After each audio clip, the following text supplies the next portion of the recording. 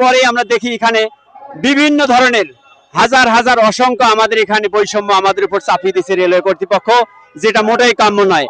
আমাদের উপর জোর করে তারা বিভিন্ন ধরনের কাজ করে নেয়, যেটা আমাদের কাজ না।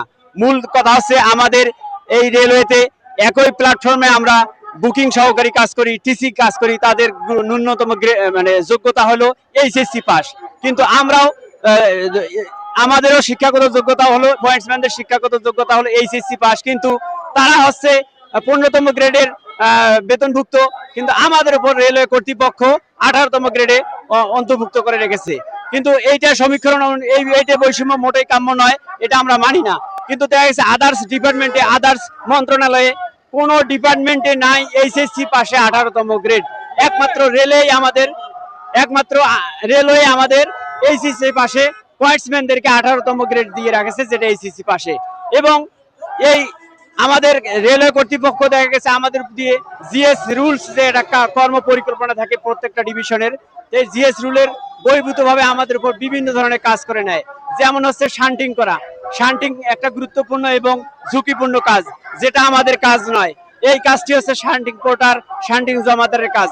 কিন্তু এই পোর্টটাকে রেলওয়ে অবমুক্ত করে, রেলটা বিলুপ্ত করে এই কাজটা আমাদের উপর জোর করে চাপিয়ে দিয়ে আমাদের দ্বারা করা নিচ্ছে। কিন্তু সেটাই শেষ না, এই যে কাজটা করতে গেছে এটা অবশ্যই ঝুঁকিপূর্ণ কাজ।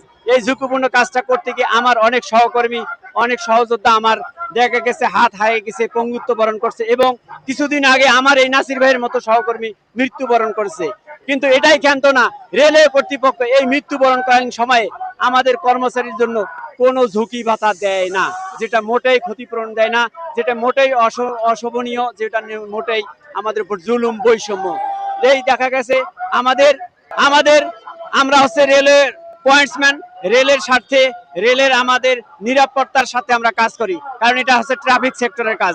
যেমন একজন ডিপার্টমেন্টের পুলিশ হচ্ছে যদি জনগণের বন্ধু হয়, আমরা রেলওয়ে পয়েন্টসম্যানরা হচ্ছে আমরা রেলের বন্ধু, কারণ আমরা জীবনের ঝুঁকি নিয়ে অসংখ্য হাজার হাজার যাত্রীর নিরাপত্তার সাথে নিরাপদ ভ্রমণের স্বার্থে আমরা নিরলসভাবে অত্যন্ত চৌকসের সঙ্গে আমরা দায়িত্ব পালন করে থাকি।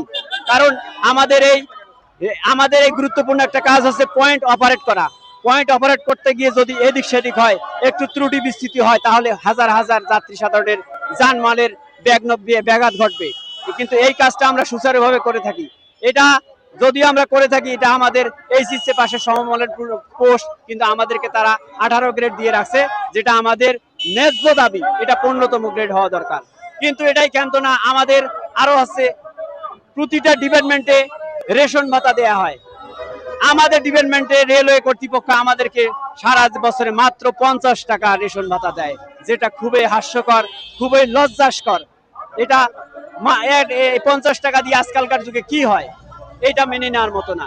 এই নানাবিধ বৈষম্যের কারণে, নানাবিধ অরাজকতার কারণে আমরা আজকের এই মানববন্ধন কর্মসূচি ঘোষণা করতেছি।